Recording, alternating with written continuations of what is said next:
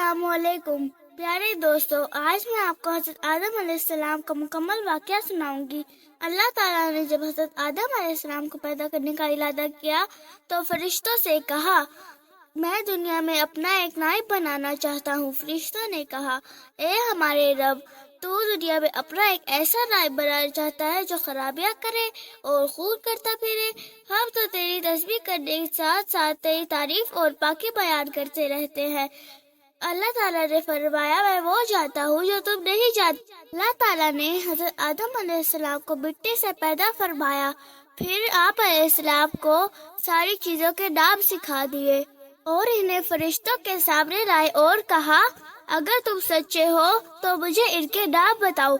फरिश्तों ने कहा, तू पाक है, जितना इल्म तूने हमें बख्शा है इसके अलावा तो हमें कुछ मालूम नहीं है।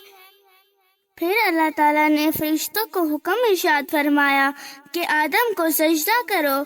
सब सजदे में गिर पड़े मगर शैतान ने सजदा ना किया और हमेशा हमेशा के लिए बरदूद हो गया।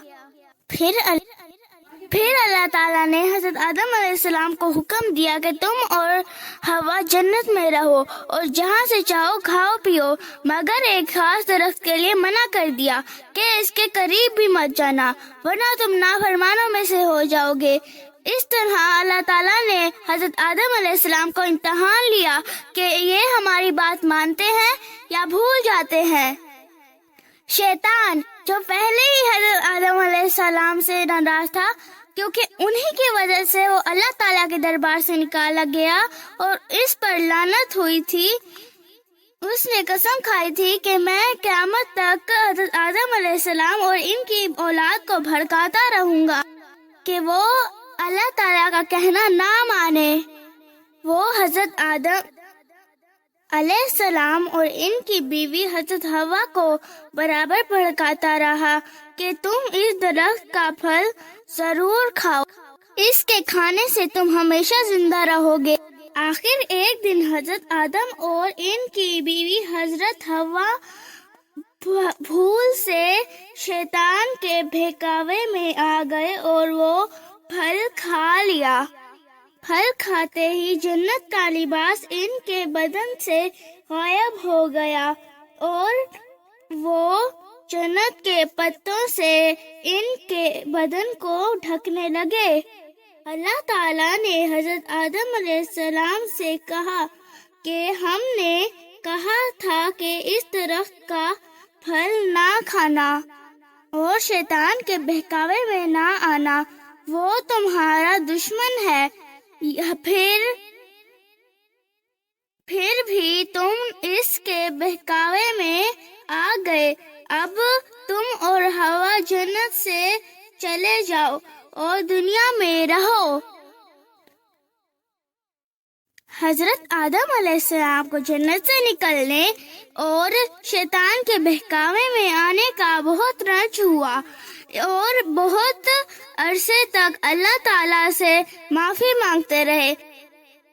आखिर अल्लाह ताला को हज़रत आदम अलैहिस्सलाम पर तरस आ गया और इन्हें ये दुआ सिखाई, ए हमारे रब, हमने अपने ऊपर जुल्म किया और अगर तूने हमें माफ ना फरमाया और हम पर रहम ना खाया तो बेशक हम नाफरमानों में से हो जाएंगे। तो दोस्तों हज़रत आदम अलैहिस्सलाम ने ये दुआ बहुत गड़गड़ा कर मांगी और अल्लाह ताला ने आपको माफ फरमा दिया और फिर अल्लाह ताला ने आपको माफ फरमा दिया। फिर अल्लाह ताला ने फरमाया कि तुम और तुम्हारी औलाद दुनिया में रहो और ये बात याद रखना कि जब मेरी तरफ से कोई नबी तुम्हारे पास हिदायत लेकर आए, इसका कहना मानना। इसके बाद हज़रत आदम अलैहिस्सलाम और हज़रत हवा अलैहिस्सलाम दुनिया में रहने लगे, जो खूब जी लगा कर अल्लाह ताला की इबादत करते।